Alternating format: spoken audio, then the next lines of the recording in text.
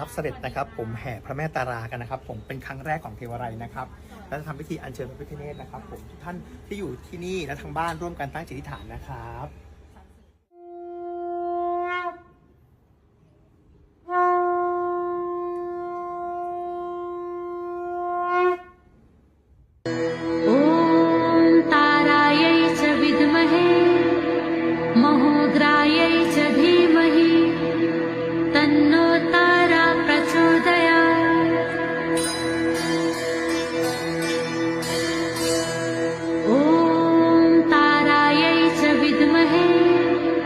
महोग्रायै च धीमहि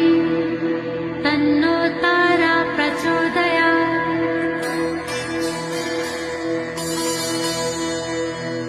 ॐ तारायै च विद्महे महोग्रायै च धीमहि तन्नो तारा प्रचोदयात्।